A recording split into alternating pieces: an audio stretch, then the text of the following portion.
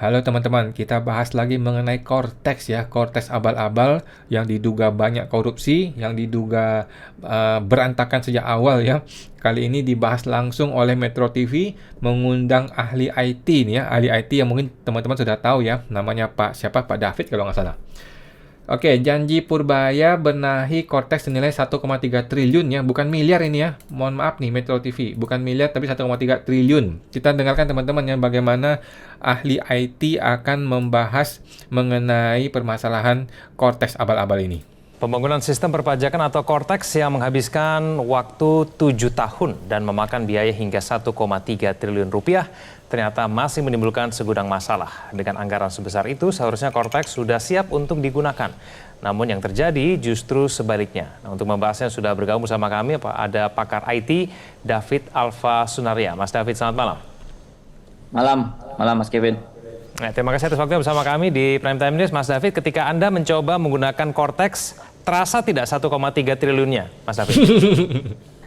Tidak terasa sih, terutama ketika pertama ngebuka tuh Mas. Kan banyak sekali tuh, misalkan kalau kita mau register, banyak sekali icon-icon yang sepertinya bukan seharga 1,3 triliun. Dan bahkan bisa dibilang dari segi UI UX-nya, user experience-nya aja sepertinya tidak dipikirkan juga. Jadi harusnya sistem dengan harga segitu, ya standarnya internasional, menggunakan desain yang enak dilihat mata. Nah, kita cuma bicara lewat desain, belum bicara fungsionalitas yang nggak bisa dibuka. Dan Ya, ini baru ngomongin desain teman-teman ya, baru ngomongin desain.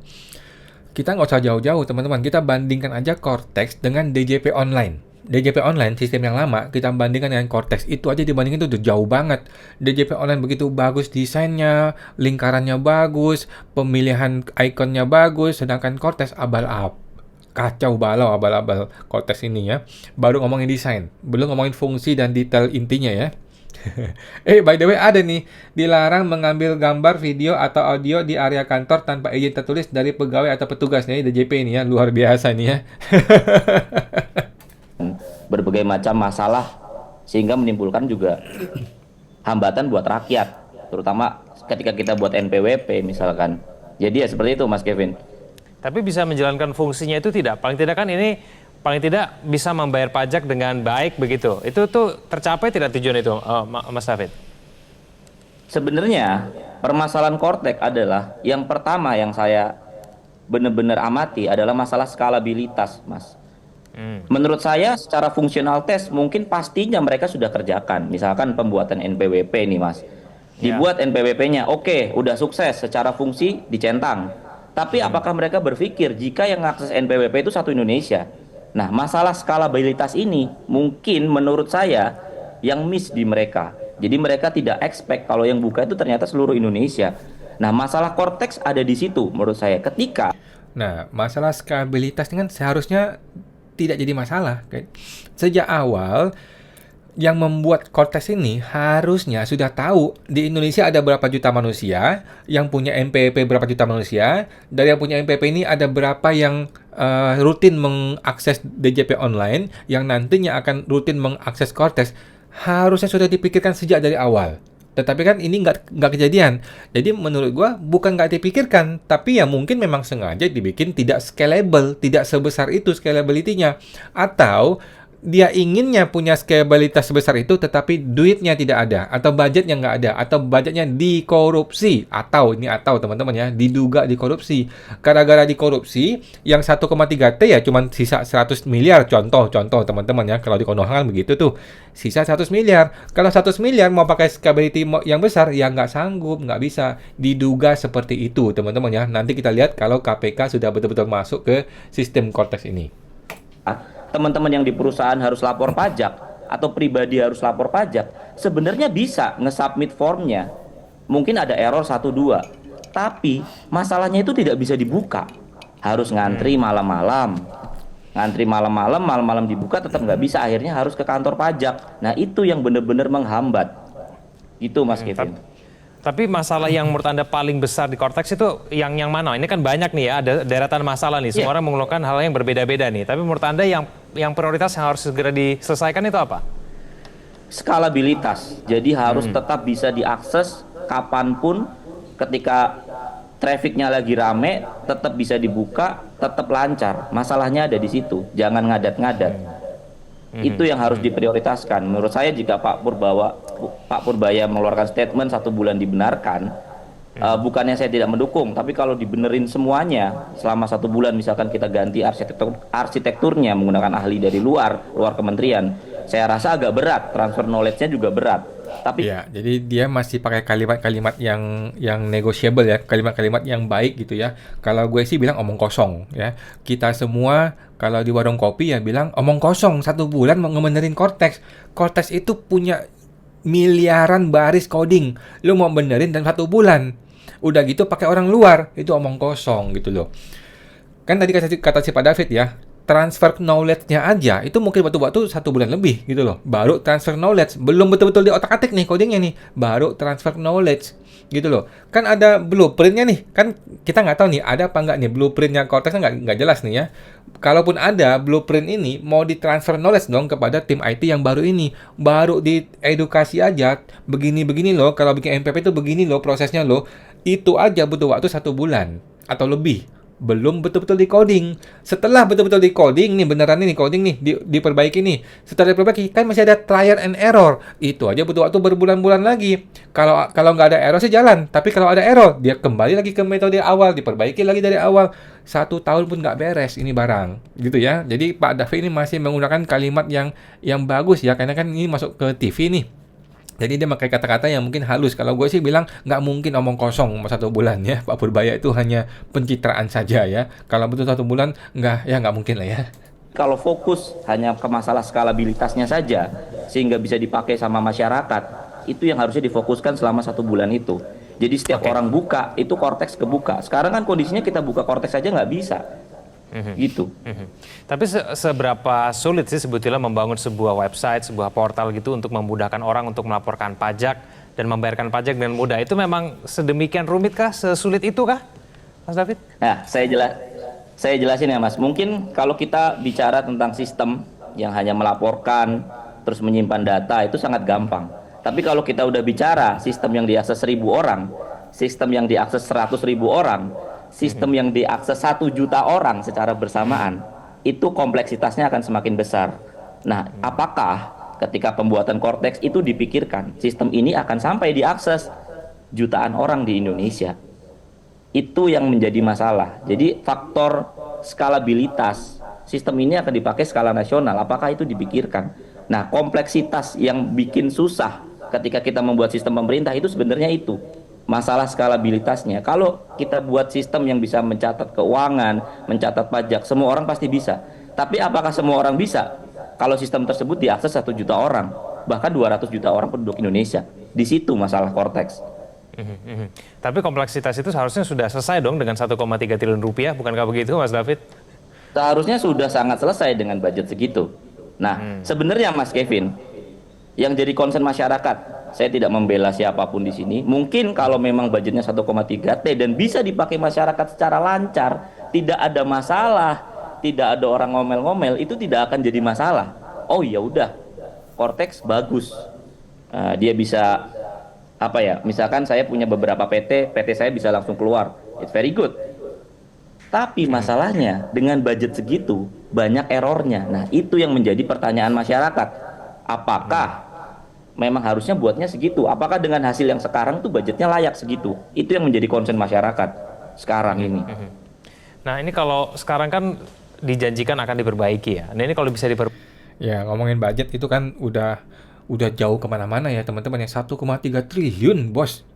Itu 1.300 miliar bos. Gila lu bos.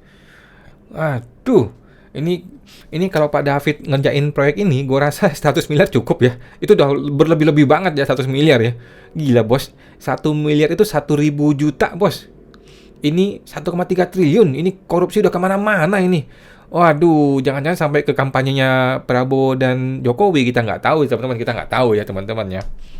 Tapi ya sangat-sangat disayangkan ya, barang sampah seperti ini dihasilkan, ya minimal jangan bikin sampah lah ya, minimal bikin yang agak-agak bagus gitu. Tapi kan ini kan jelas-jelas sengaja atau nggak sengaja ya, dibikin sejelek itu, seburuk itu, supaya masyarakat tuh tahu gitu loh, memang itu sampah gitu loh.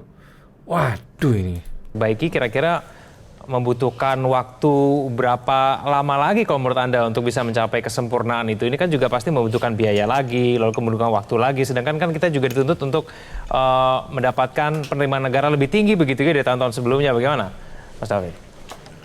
Betul. Jadi yang pertama tadi saya bilang, fokus Cortex yang sekarang adalah kita jangan pernah berpikir untuk membuat itu dari nol lagi, karena pasti anggaran negara akan terkuras. Kita berfokus agar itu punya skalabilitas yang bagus. Dan saya yakin di Indonesia ini tidak kekurangan orang pintar buat ngatasin skalabilitasnya Cortex. Nah, ini betul ya teman-teman ya.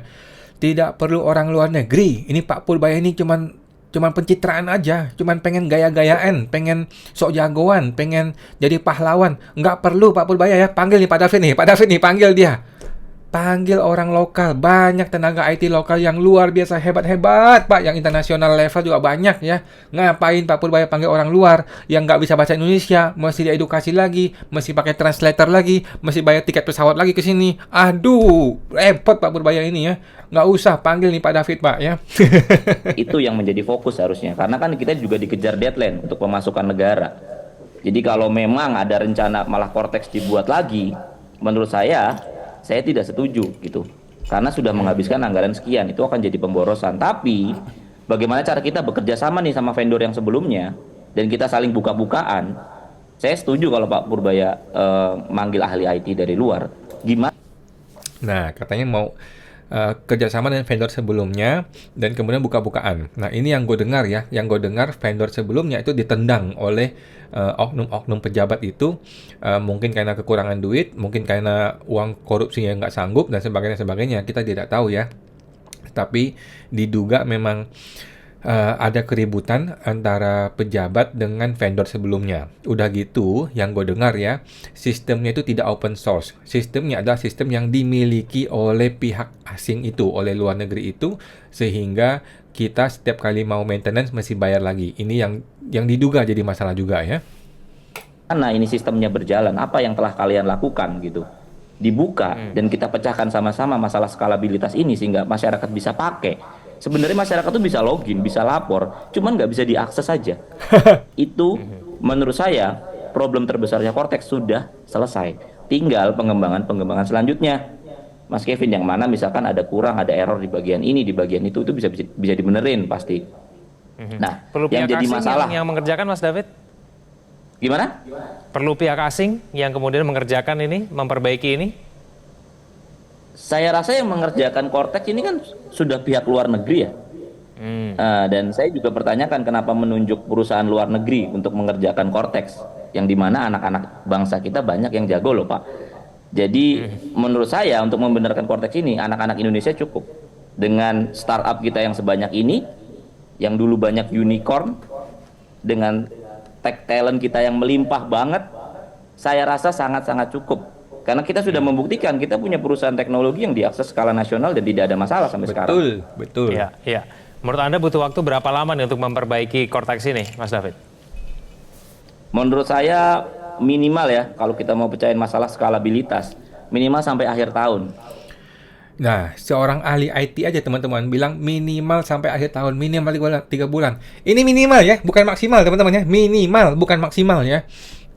Jadi Pak Purbaya ini sebelum panggil orang IT udah omong besar. Udah mulutnya ngomongnya mau 1 bulan.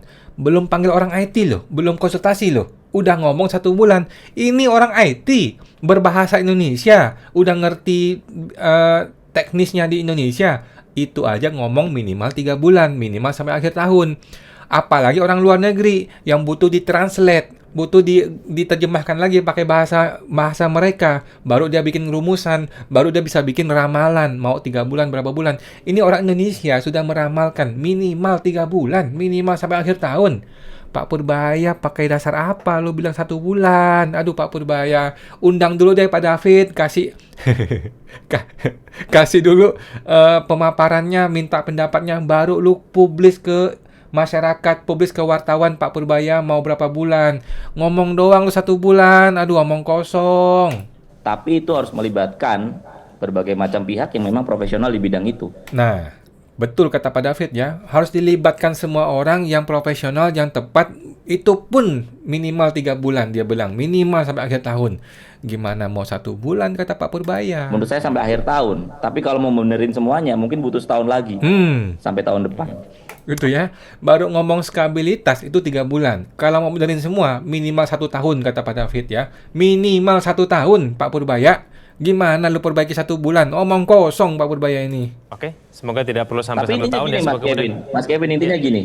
Intinya fokusnya Cortex itu bisa dibuka setiap saat aja. Yes. Masalahnya itu kadang bisa dibuka, kadang enggak. Itu aja. Kita udah isi data capek-capek nih, di-submit nggak bisa. Betul. Ngulang lagi.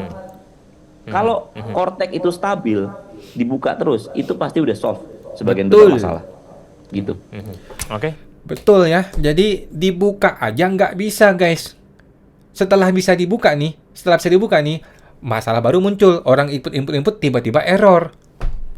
Udah itu diperbaiki nih, orang udah input nih, udah bagus nih, udah ngeprint nih, hasilnya nggak bener, hasilnya error. Jadi dari hulu ke hilir rusak Cortex ini ya, memang barang sampah ini. Oke, kita lihat komentar teman-teman ya, komentar dari masyarakat mengenai video tersebut. Bapak siapa? Muhibi. Penting diinvestigasi anggaran Cortex yang begitu besar, apalagi sistemnya bermasalah ya. Bisa jadi anggarannya dikorup ya. Kita sudah menduga sejak dari zaman dahulu teman-teman ya.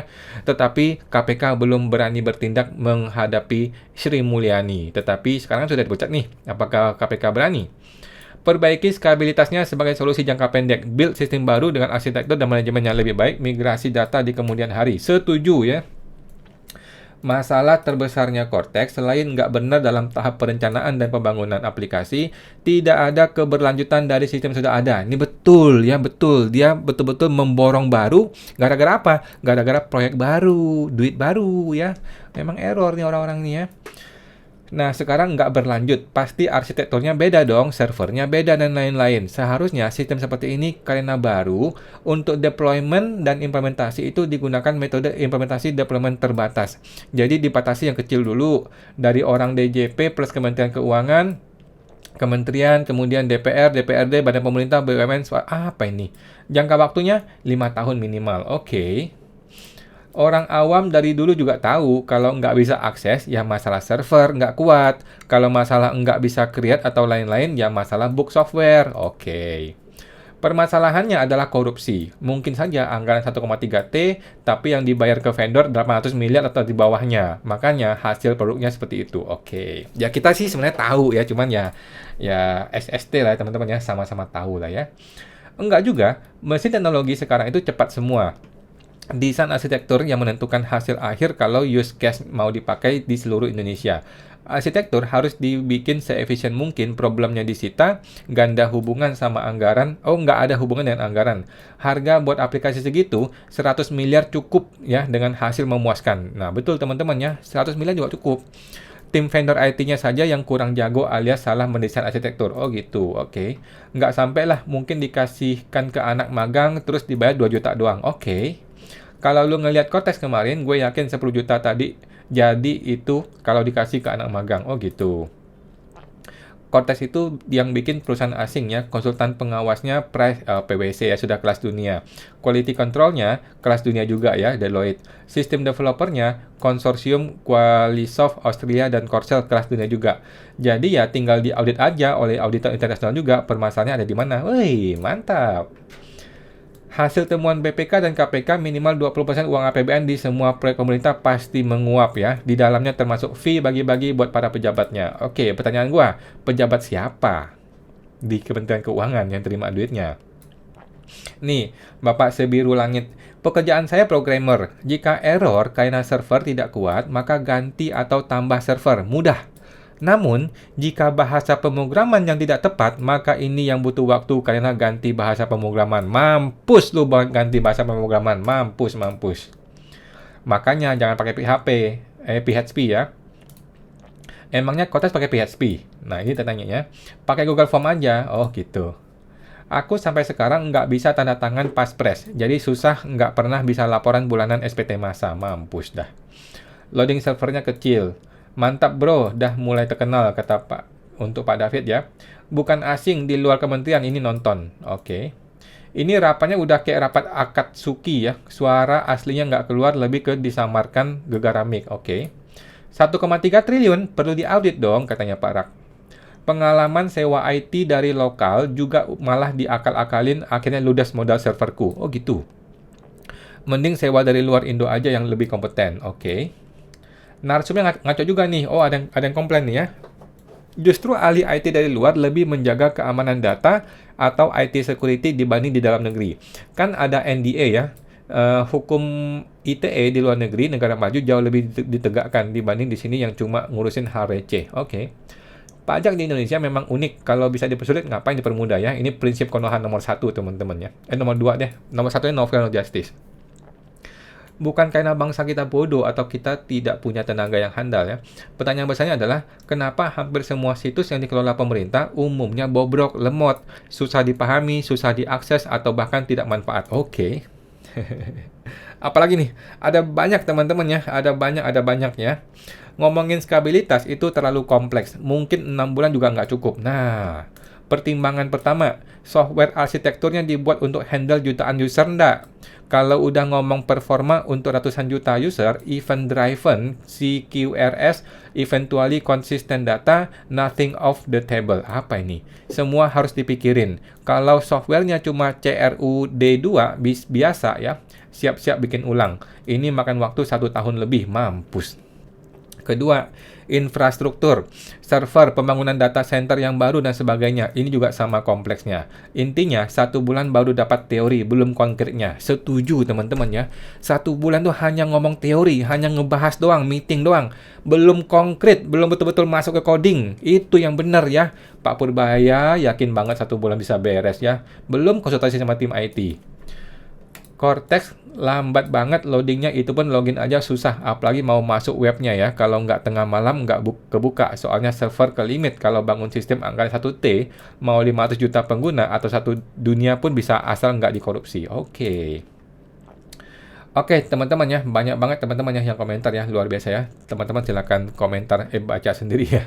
Nah, gitu teman-teman ya. Jadi dunia persilatan Cortex abal-abal ini masih seru teman-teman ya. Kita sih masih menunggu kapan KPK akan betul-betul masuk dan mengaudit ke penggunaan Cortex ini ya. 1,3T sih 1000% akan dikorupsi ya kalau di Konoha, teman-teman. Kalau Indonesia sih kalau rasa nggak ada yang korupsi. Oke, teman-teman, itu aja. Sampai jumpa. Semoga terbantu.